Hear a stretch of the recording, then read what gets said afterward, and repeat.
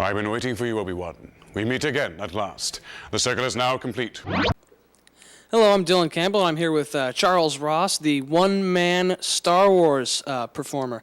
Could you tell us a little bit about how you started your show? When I was 8 years old, I was stuck living in northern British Columbia in Canada, and didn't have any real cable to speak of. All we had on video was like two crappy films and Star Wars.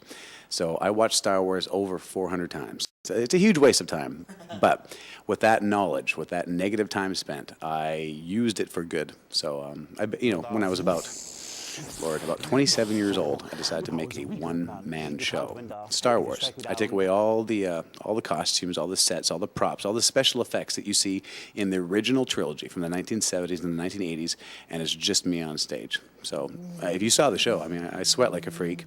I kind of like flop around like a dying fish, but it works. I can literally go anywhere with this show, and it's like having a passport. People know exactly what I'm talking about when I start going, or, like as Chewbacca.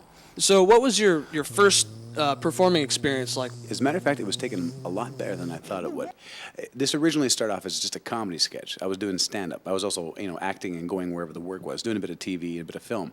The first reaction from the first crowd was really surprising. I just didn't know how many Star Wars nerds there were in the world. You're doing a lot of running around, a lot of falling down, a lot of different voices and noises. How do you keep from just laughing or passing out?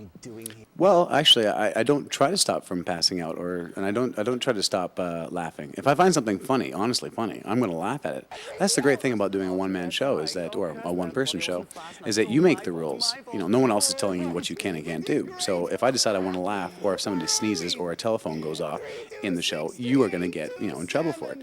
Or when people come in late. I don't try to keep my composure. As a matter of fact, I let myself be myself. You can never make a mistake because the mistake becomes part of the show. And that's the cool thing about live theater.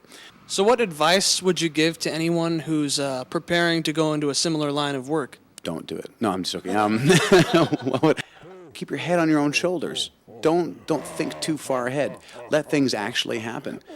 Don't put so much pressure on yourself. Have some fun, because you'd be completely amazed at where it's going to take you if you just sort of act zen about it. You sort of act more like Yoda. You just sort of have a bit of patience.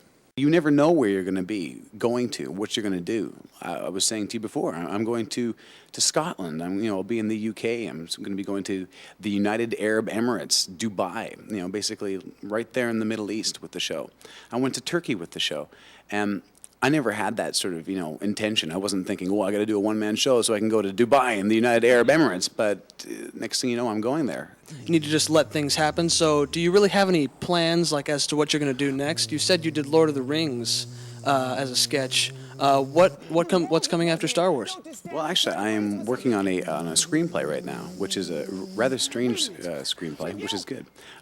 Simply because it's kind of nice to do these things like Star Wars or Lord of the Rings, but it belongs to another person. It's a different person's idea, George Lucas or Tolkien.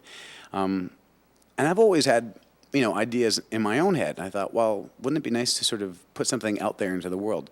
So it's not just me sort of regurgitating Star Wars or regurgitating Lord of the Rings.